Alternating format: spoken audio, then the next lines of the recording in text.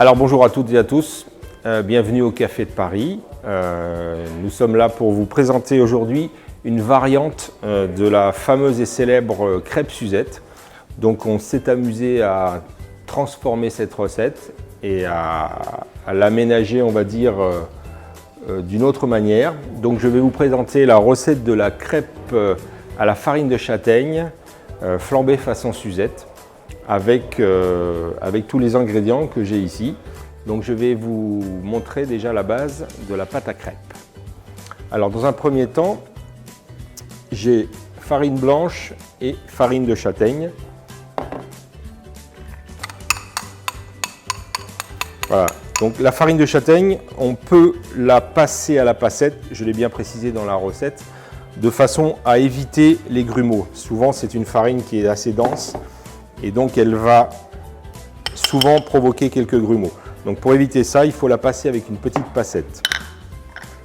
Ensuite, nous allons mettre le beurre à fondre tout doucement, parce qu'on va incorporer à la fin de la préparation du beurre noisette. Le beurre qu'on va légèrement cuire couleur noisette, de façon à donner un petit goût original à notre recette.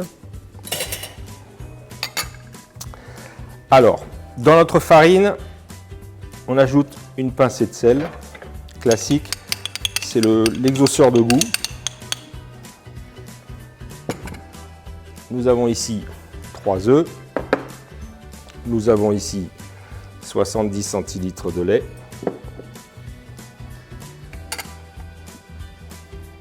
alors je vais procéder au mélange. Alors de préférence dans un récipient assez large pour éviter les grumeaux. Donc au milieu, on va verser les œufs, voilà. Et progressivement, on va mélanger de façon à ce que la farine s'incorpore sans faire de grumeaux. Alors au début c'est assez facile, ensuite il va falloir incorporer petit à petit le lait de façon à lisser la pâte.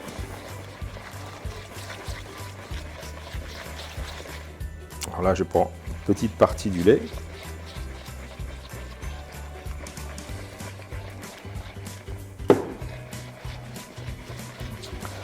Voilà. Alors pour ceux qui ont l'habitude de mélanger, c'est assez facile. Pour ceux qui ont moins l'habitude, on peut prendre le temps, on peut faire une petite pause. Ça fait pas de mal. Alors là, on incorpore toujours progressivement le lait pour éviter l'apparition des grumeaux. Alors la farine de châtaigne va donner un côté un peu plus doux à la pâte, c'est ce qu'on recherche. Dans cette pâte, on va incorporer des zestes de mandarine corse. Alors ça va être assez parfumé. Et ensuite, une fois qu'on aura réalisé les crêpes, on va les flamber au grand marnier. Et on va caraméliser une clémentine corse, pardon, qu'on va déposer sur cette préparation de crêpes. Alors on voit que l'appareil commence à prendre du corps, c'est normal. Donc toujours progressivement le lait pour éviter d'aller trop vite.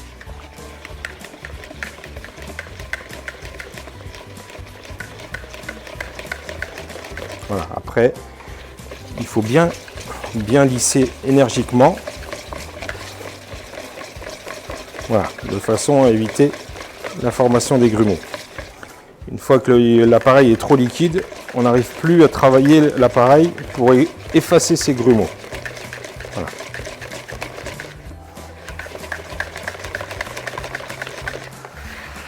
Alors, racle bien les bordures. Voilà, une fois que l'appareil est lisse, on incorpore le reste du lait. Alors dans cet appareil à crêpes, on a un peu plus de lait parce que la farine de châtaigne donne du corps à cette pâte qui va être un peu plus épaisse qu'une pâte à crêpes classique. Donc il y aura un peu plus de lait pour que ce soit beaucoup plus liquide. Voilà.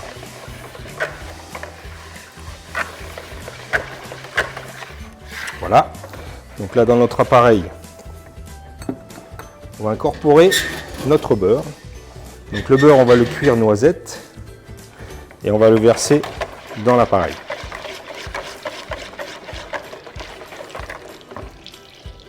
Ce qui est bien dans la cuisine, c'est les petits bruits, les odeurs et le crépitement du beurre dans la poêle. C'est quelque chose que j'affectionne. Voilà. Alors nous allons aussi râper 2 clémentines corse dans l'appareil, ce qui va donner un bon parfum. Alors une fois que le beurre va prendre un peu de couleur, cette couleur noisette, on va le verser brutalement dans l'appareil à crêpes de façon à ce qu'il se mélange bien. Voilà. Donc là c'est le petit lait, en fait toute la partie blanche qui est dans le lait, dans le beurre pardon, qui va se colorer. Voilà. On éteint le feu, ça suffit, la poêle étant chaude, on va verser ce beurre dans notre pâte à crêpes. Hop, voilà. Alors ce qui fait que la pâte sera déjà graissée, donc il n'y aura pas besoin de graisser les poêles au fur et à mesure que l'on va faire les crêpes. Et ça va apporter déjà une couleur et une saveur à nos crêpes déjà. Voilà, donc là, je vais incorporer les zestes de clémentine. Alors une petite râpe, voilà, c'est toujours pratique d'avoir une petite râpe à la maison. Voilà. Donc le zeste, c'est la partie colorée et parfumée qu'il y a sur la peau des fruits, des agrumes. Et ensuite, si on attaque la partie blanche, c'est le zeste. Le zeste, lui, est amer, donc ce sera moins agréable. Donc il faut essayer de passer la clémentine sur la râpe sans trop appuyer, de façon à obtenir cette partie parfumée et colorée qui va donner toute la saveur à notre appareil. Donc là, en l'occurrence, il faut 2 pièces, c'est suffisant pour la pâte à crêpes que l'on a. Voilà. Il y a tous ces petits zestes que l'on a, qu'on va bien récupérer. Voilà. Et qui va parfumer notre pâte à crêpes. On mélange bien. Et ensuite, on va laisser reposer en principe une petite demi-heure au frais. Ça fait pas de mal, de façon à ce que les ingrédients se reposent. Et on va cuire nos crêpes. Donc, alors ce que j'aime bien quand on fait une crêpe, c'est toujours ce côté odeur et ce côté bruit, les petits bruits de cuisson. Et là, vous allez voir, ce qui est important quand on cuit une crêpe, c'est que pour la coloration, ce qui est important, c'est la température de la poêle, qui est toujours chaude. Et la première crêpe, et écoutez, quand ça chante comme ça, voilà, quand ça chante comme ça, la crêpe a déjà pris une partie de sa couleur. Donc là, celle-ci est un peu chaude. Par contre, on va baisser un peu le feu. On va atteindre.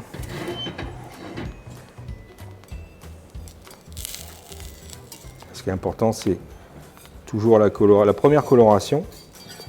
Avant de retourner, on attend que la pâte soit à peu près cuite partout. Voilà. Hop. Et voilà. Alors regardez, tous ces petits creux qui se forment sur la crêpe, c'est la matière grasse qu'on a mis dans la pâte qui donne ces petites cavités et qu'on n'aurait pas si on n'avait pas mis ce beurre dedans.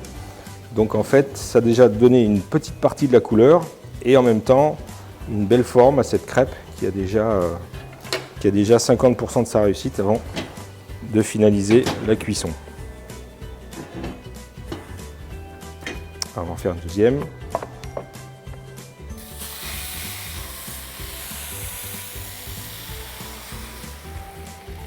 Voilà.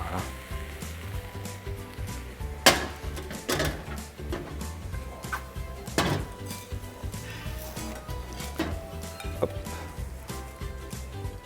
Voilà, notre première cuite. Première est cuite. On attendre que la seconde finisse sa cuisson. Donc là, on a un format assez restreint. À la maison, je pense que vous avez des poêles un petit peu plus grandes. Donc là, nous, on va faire 4 petites crêpes par personne, on va dire. Ensuite, après, à chacun de voir quel type et quelle taille de poêle vous avez à la maison, de façon à faire des crêpes en fonction de votre appétit, on va dire. Voilà, vous voyez, déjà toute cette petite coloration qui se fait, c'est dès que la poêle est chaude, l'appareil est saisi et déjà prend déjà la forme et la couleur déjà. Voilà, vous voyez, hop, ça glisse tout seul. Voilà, ça c'est le beurre qui est dans la pâte. Et vous voyez, nos poêles sont toujours légèrement graissées et au fur et à mesure, on continue à cuire sans remettre de matière grasse.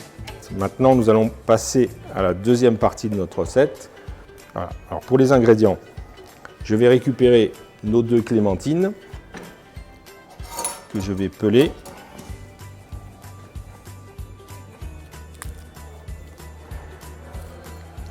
Voilà. Donc en fait, on utilise tout le produit, évidemment. On utilise les zestes pour la pâte à crêpes et on va utiliser le fruit pour finaliser la recette. Ce qui est important, c'est toujours de bien récupérer les zestes. C'est ce qui donnera toute la saveur à notre appareil. Ouais. Alors c'est vrai qu'après, la meilleure clémentine, la plus parfumée pour moi, c'est la Corse. Maintenant, après, c'est une affaire de goût. Alors les clémentines, on va les couper dans ce sens-là. Vous voyez, de façon à obtenir une belle fleur. Voilà. Ça permet à ce que tous les quartiers se tiennent et quand on va les caraméliser, ils ne vont pas s'ouvrir. Voilà. Donc je vais récupérer notre poêlon. Voilà. Voilà, le caramel commence à se faire. Donc le sucre, dans un premier temps, va fondre. Il a cette température, on va dire qu'à partir de 180 degrés, on a un caramel, mais là, ça va être progressif. Donc on va le voir se transformer. Ça aussi, ce qui est important dans la cuisine, ce qui est sympa, c'est de voir la transformation des produits. C'est-à-dire tout ce qu'on prépare. Regardez, cette couleur blonde qui commence à prendre au milieu, donc je vais un peu tourner. Je tourne un petit peu le poêlon de façon à ce que ce soit un petit peu plus uniforme. Alors j'étale un petit peu là parce que sinon on va avoir le sucre qui va être trop coloré à cœur. Alors on évite de mélanger le caramel généralement pour éviter ce qu'on appelle l'effet de la masse. Voilà. C'est-à-dire qu'il va cristalliser. Voilà, petit morceau de beurre. Voilà, ça aussi c'est important. Ce qui est sympa, c'est le bruit. Le beurre crépite. L'odeur. Je vais stopper la cuisson avec le jus des clémentines. Voilà.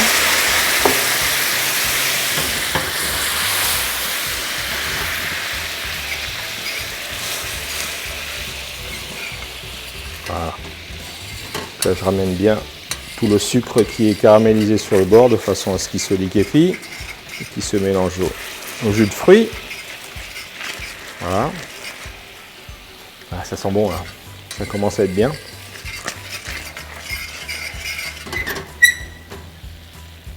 Voilà. Donc là, je vais... Alors j'avais préparé évidemment quelques crêpes aussi en amont de façon à gagner un petit peu de temps. Alors,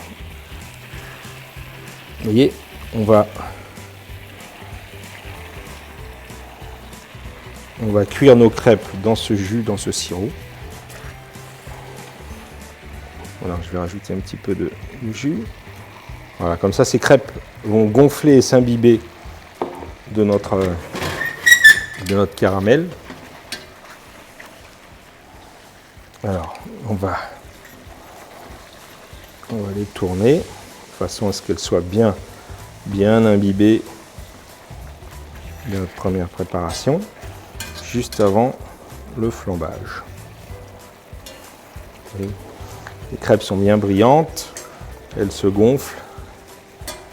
Alors, on va ajouter un petit peu de Grand Marnier. J'adore ce bruit. Alors, en principe, j'ai mon petit verre doseur, pas trop, on va dire, voilà, on a 4 centilitres, ça suffit. Voilà, la dose qui convient.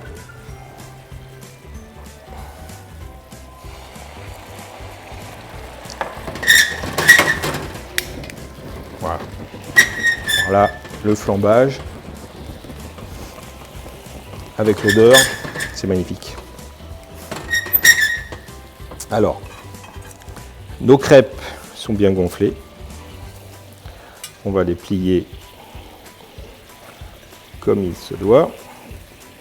Je fais un petit peu de place. Voilà. Pendant ce temps, je viens chercher mes clémentines. Voilà. Alors, on va les mettre dans ce sens-là. Voilà. Comme ça, elles vont commencer à caraméliser.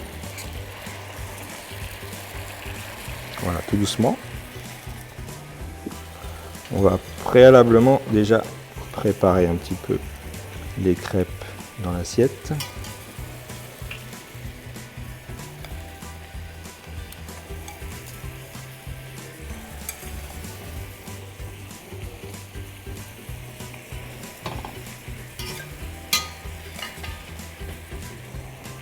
Voilà.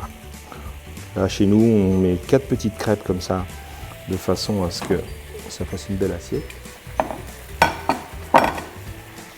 J'ai mes clémentines qui sont en train de caraméliser. Alors, en les ayant coupées dans la moitié dans ce sens, en fait, elles se tiennent bien. Elles se tiennent bien, elles ne vont pas se défaire. Et on va les cuire tout doucement. Alors, je rajoute un petit peu de jus parce qu'évidemment, avec la caramélisation, ça s'est concentré. On va rajouter aussi une petite larme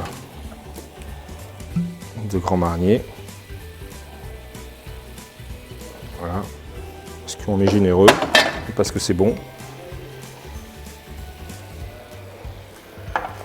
Là, je vais reflamber. Magnifique. Ça marche à chaque fois. Ça fait du bruit. Voilà. Voilà, là, on a bien récupéré tous les sucs. Alors, on va les retourner un petit peu pour que ça cuise aussi de l'autre côté. Voilà. Vous voyez, elles se tiennent bien, parce qu'évidemment, on ne va pas les cuire de trop. Vous voyez. Et là, on va faire réduire. On va faire réduire encore un peu notre cuisson. Alors là, vous voyez, comme le poêlon est très large, si je le laisse trop à plat, ça va me caraméliser trop le jus et il ne va plus me rester de jus à la fin pour mettre sur nos crêpes. Je vais disposer chaque demi-clémentine sur nos crêpes.